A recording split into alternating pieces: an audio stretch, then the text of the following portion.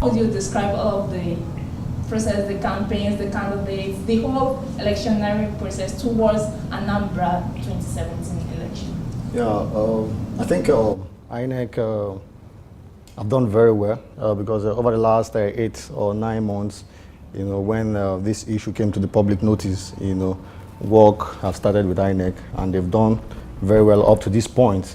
And if you listen to INEC chairman, he said that they are 96% ready, which shows that, and he made allusion to the fact that the 4% that is remaining is for the conduct of the election tomorrow. And talking about the candidates, they've all displayed their might, they've all, deciphered the issues, and they've sieved the issues and communicated the messages to the electorate, in their different communities. So I'm hoping that by tomorrow, the people will come out en masse and vote for their choice, so that at the end of the day, whoever emerges will certainly be the choice of the... Okay, what is even your own basic opinion concerning the issue of godfatherism in Anambra politics? Starting from 1999, it's been a very big issue in Anambra State. But that's true. I won't deny that fact. One of the major issues in Anambra State is the issue of godfatherism. And that's certainly we play, a major role, as we go to the poll tomorrow. And that issue has become a big trend, ever since we came into the Fourth Republic. If you go back to history, you go to 1999, I think 1999 to 2003, we have Governor Anambra Decides, and I think his godfather then was Ezeaka Chidozia, and after then we have between 2003 to 2006, we have Chris Ngige and Chris Uba, who was his godfather.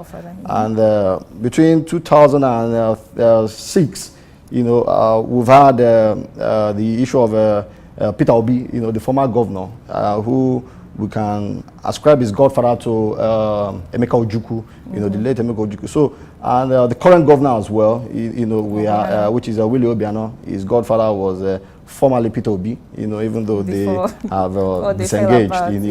So, godfatherism is certainly going to play a major role tomorrow. It's either, it plays a positive role or it plays a negative role.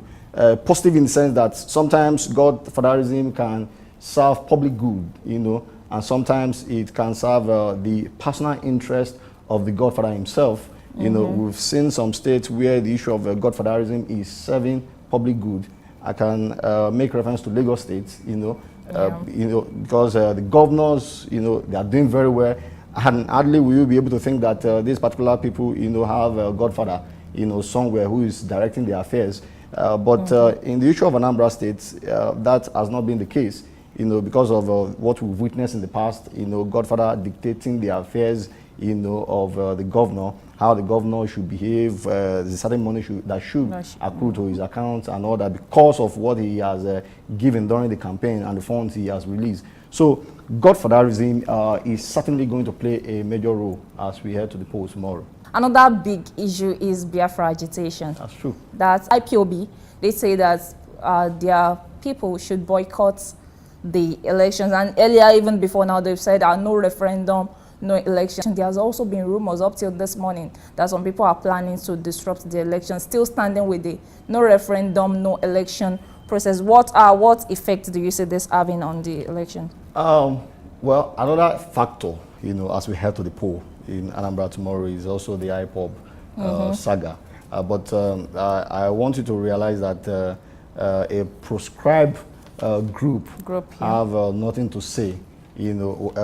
Whatever they do tomorrow, if they've made up their mind in wreaking havoc, or sabotaging the election tomorrow, they will certainly make themselves the enemies of the people. Not only the enemies of the states, they will make themselves the enemies of the society and the enemies of the country.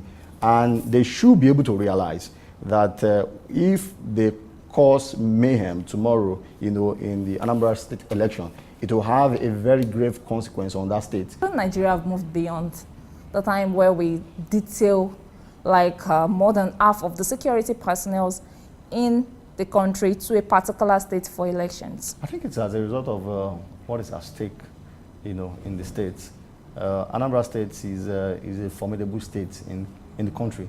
is a state that has produced some of the greatest minds, in Nigeria.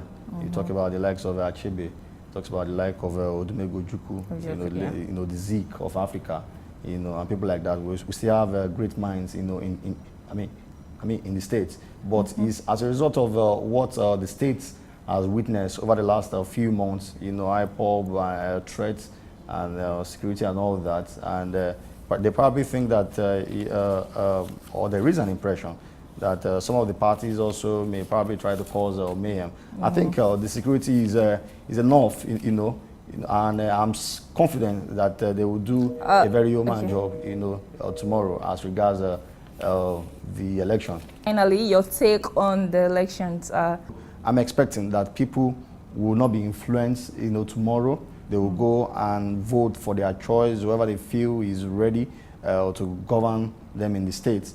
And if they are probably contented with what they've seen so far in the states, then they can probably retain the government that is there. But if they feel that they need, more than what has been done in the states, I think they need to probably go for the best candidate. So I wish them the very best tomorrow. All right. Thank you very much for coming on the show today. Thank you.